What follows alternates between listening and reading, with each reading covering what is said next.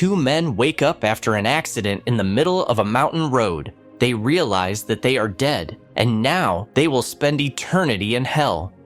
This is Pennywise Recaps, and today we're reviewing the horror Pandemonium. Get ready for incredible plot twists. The movie begins with Nathan waking up after a car accident, and he is happy to have survived the accident.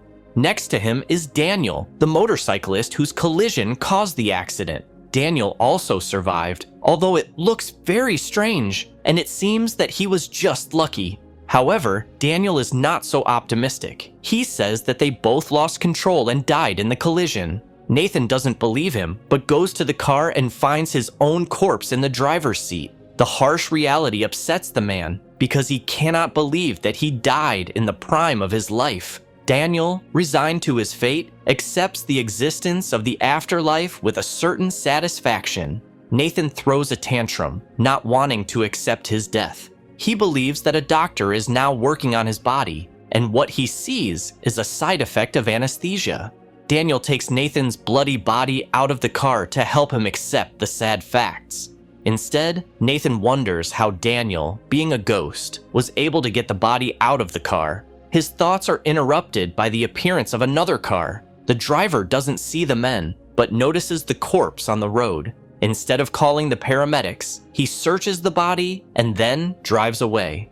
Accepting the new reality, Nathan worries that heaven and hell also exist, which means that he will be judged, in particular for the sin of murder. He is involved in the death of his wife, although he clarifies that he did not kill her. In addition, he does not hear the music that Daniel hears. When the snow covered the highway, a door of ice appeared next to the men, and it was from that door that the music was coming. Daniel wants to go through this door, but Nathan notices another gate across the highway, a gloomy, double-leafed one.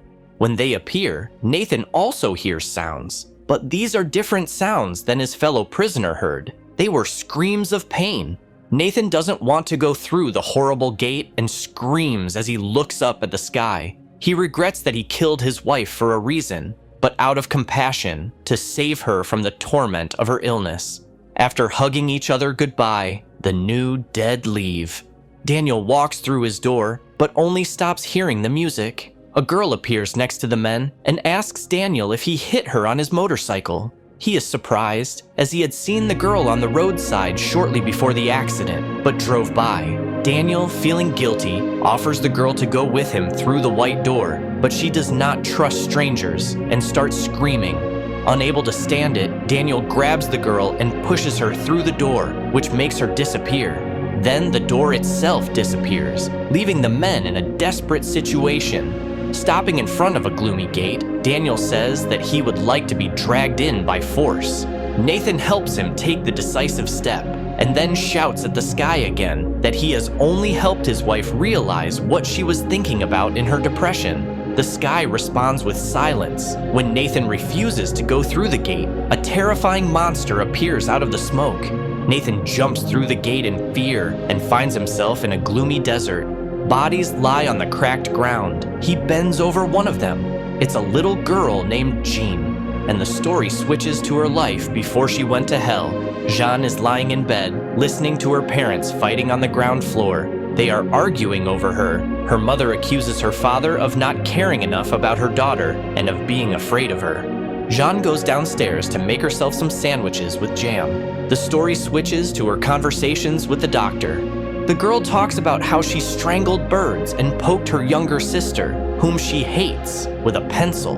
The girl's symptoms are bordering on manic violence. Jean admits that she does this to hurt her parents. The next morning, after the quarrel, the girl stands in blood over the bodies of her parents with a knife in her hands. After that, Jean makes sandwiches and goes down to the basement where a disfigured man named Tony lives.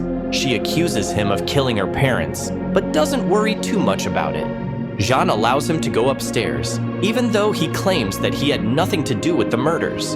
The girl takes Tony to the bathroom to wash and change his clothes, and then orders him to remove the bodies of his parents. They take the corpses to the stage of the home theater, where Jean is performing a play for her dead parents. She hears the voices of invisible spectators and their applause.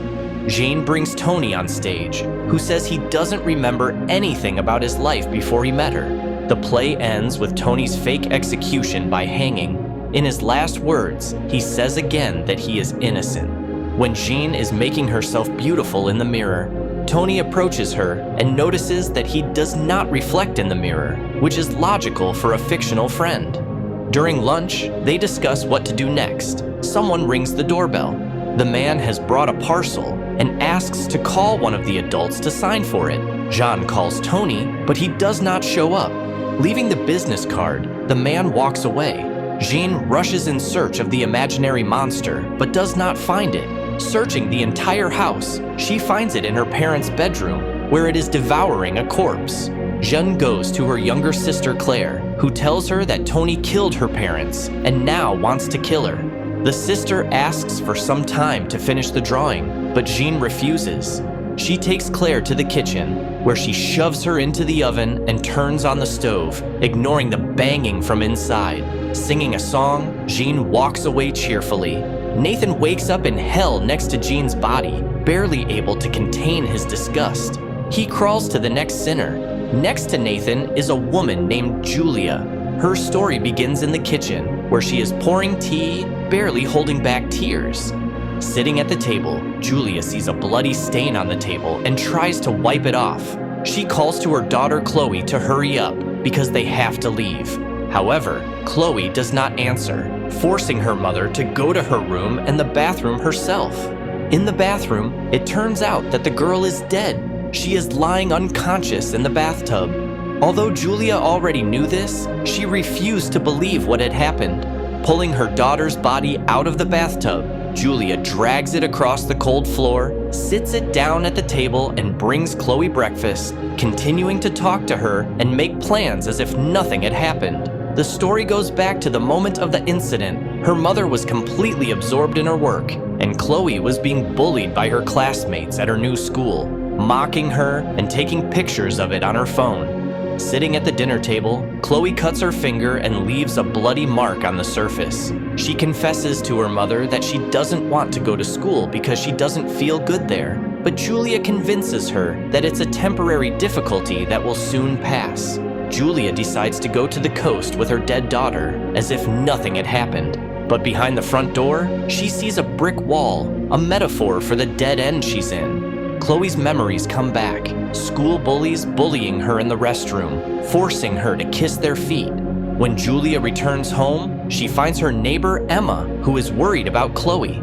Upon entering the house, Emma sees that the girl is dead and looks at Julia in horror. In the next scene, Chloe is in a state of clinical death. Her mother continues to talk to her, drowning out her emotional pain and crying without receiving an answer.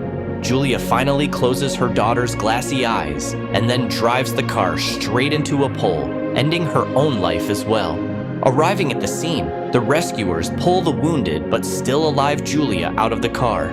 Nathan, having penetrated her feelings, carefully covers the faces of mother and daughter with a cloth. Then, a horned devil approaches him and offers to accompany him to his personal eternal torment. As Nathan rises, he wonders where justice is, since he killed his wife, who suffered from multiple sclerosis. He did it out of compassion to ease her suffering. The devil says that no one will listen to Nathan, and he is doomed to eternal torment. The local takes him to the door that leads to the first circle of hell, where he will be all alone until the memory of his physical body is completely erased.